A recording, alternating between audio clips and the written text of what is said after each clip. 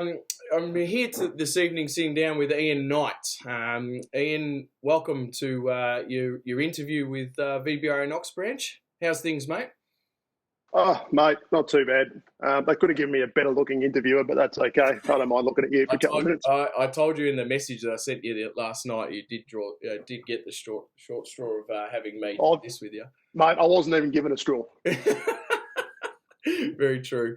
And mate, just wanted to start off with obviously we've been out without basketball now for 4 months. What's life been like for you in the 4 months since we got shut down with basketball? Well, it's been a little bit peaceful. Like I'm finding that people aren't just yelling at me for no reason anymore. So, yeah, that's definitely been a positive out of all of this. But I guess on a more practical note, I'm still working a little bit, which has been good. Gets me out of the house, and stops me going completely insane. Outside of that, it's really just, well, I guess like everyone else is, just carving out a really nice butt groove on the couch and, Netflix, gaming, whatever we can kind of And find it. what's been your go to on Netflix? Well, look, between Netflix and Stan and Disney and anything else that comes along, look, it's reruns of How I Met Your Mother. Yep. Pirates of the Caribbean have been the Saturday night go-to over the last couple of weeks. Yep.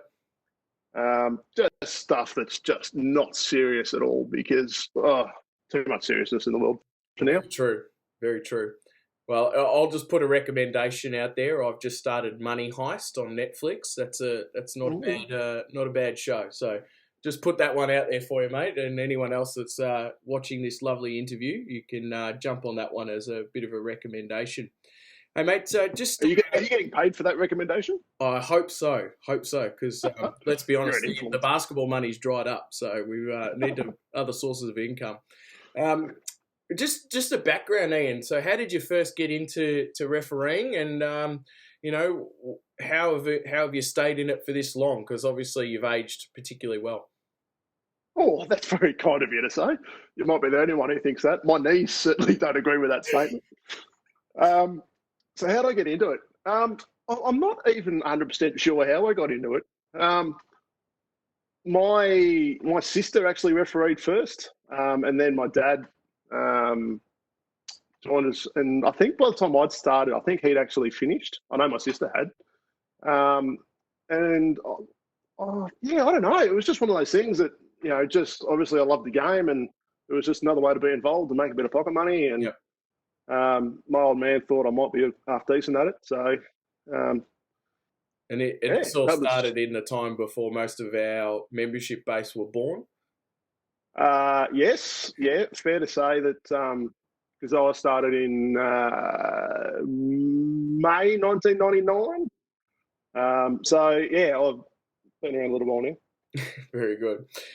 So normally, Ian, it's just been a conversation between you, the presenter and the participant, but we've got a message here from Jess Richardson. She's got a question she wants to ask you. So I'm just going to play that, and hopefully you can hear it okay, and we'll get you to respond to Jess, and hopefully everyone else will be able to get something out of it. Hey Ian, I miss you and everyone at VBRA Knox so much, and I'm so excited for basketball to come back.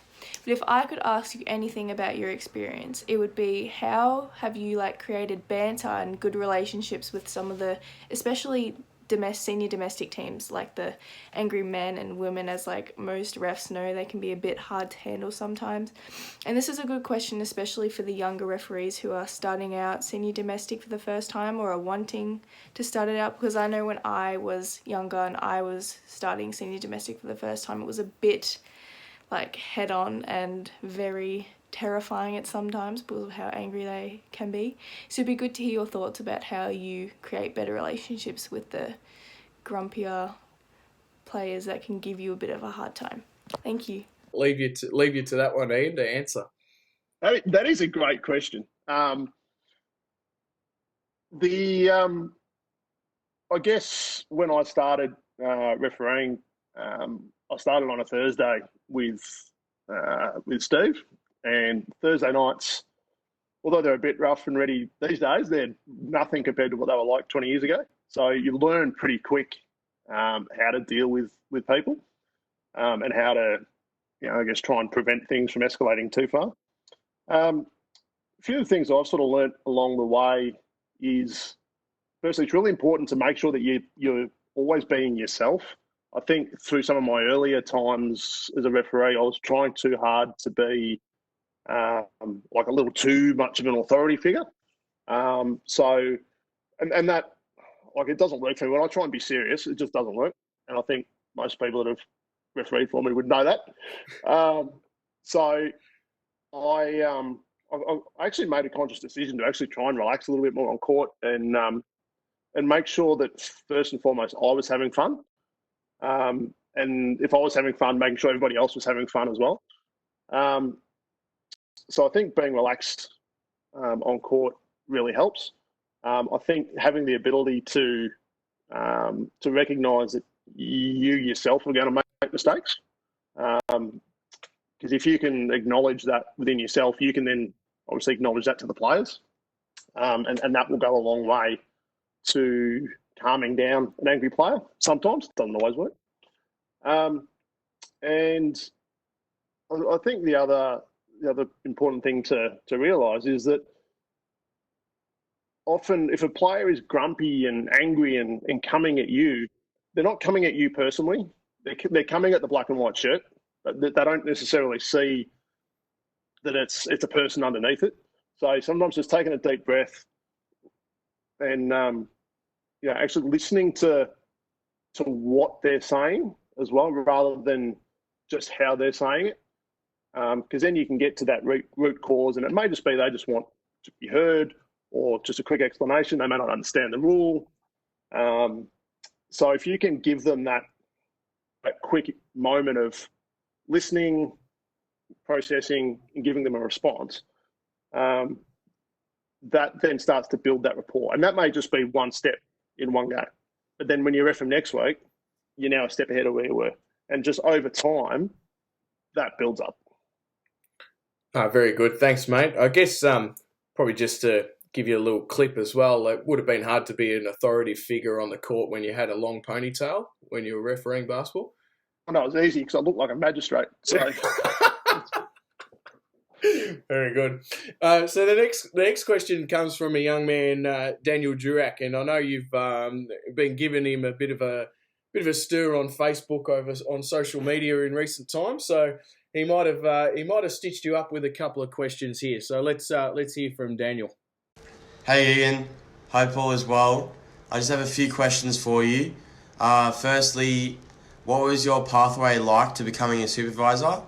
And secondly, what has been your highlight as a referee? Great questions. All right. So my pathway to be a supervisor, that's a good question. I don't even know when I started supervising, to be honest. It was before me in 2005, so I'll point that one out to you. Yeah, I know I was supervising in 2004. I think I might have started in 03, but I don't know. I guess at the time, sort of Daniel and myself were kind of coming through the branch as, a couple of guys with a bit of potential.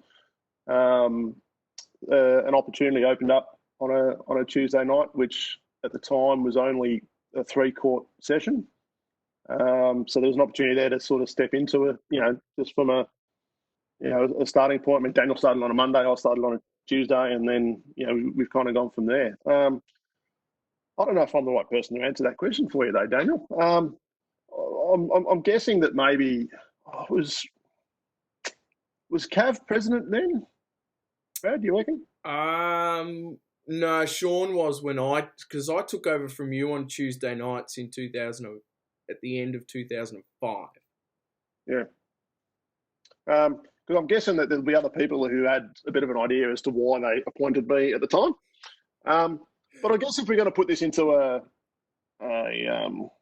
something kind of sensible for you guys, for how you guys can start to become supervisors, I think the first and the first thing you need to really be conscious of is looking at how your standards are week in, week out. So making sure that you turn up on time each week, making sure your ref manager's up to date, making sure you're always in uniform, you're working hard, all that sort of stuff, because that shows the leadership of the branch that you're very invested and committed in what you're doing. You want to be better, and then from there, as you get experience and more knowledge within your refereeing, then you can start to pass that along to the younger referees and start to help them out. And I guess it all kind of rolls on from there.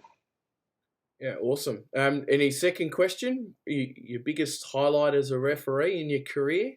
Well, there's been a lot.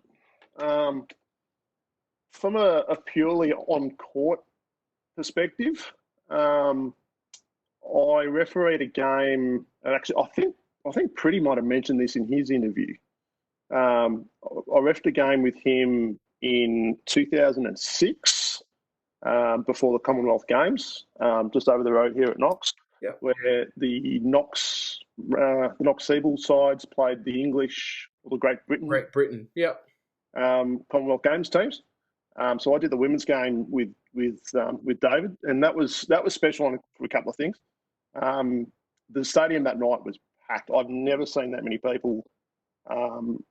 I'm not even sure that the amount of people in there was actually legal to be in there, but that's all right. That didn't matter to me because there were people hanging off their rafters. So that was being able to referee that level of game, because I hadn't made the Seagull panel at that point. So I was still 06. That was only my third year on Big V. So I was still fairly young and inexperienced referee. So being able to do that level of game in that kind of environment was crazy.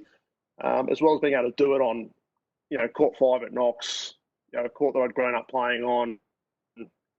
So between Court 5 and Court 1, they've always been sort of nice courts to ref on for me. So that was definitely a highlight.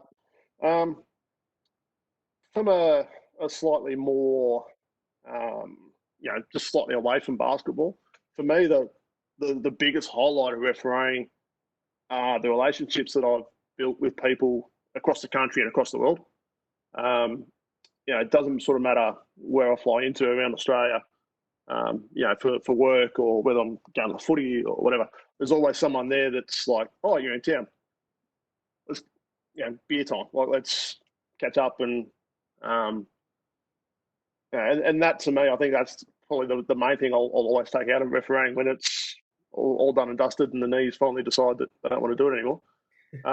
It's those relationships that you build, and it's within Knox and it's within the state and the country, and Oh, that's awesome. Thanks heaps, mate. Now, hopefully, Daniel, we got to the bottom of the questions that you asked.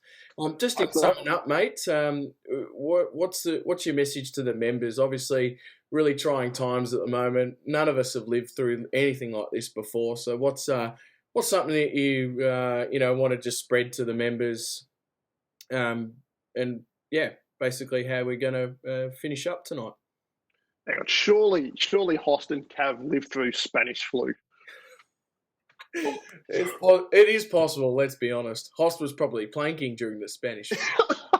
It hasn't stopped since.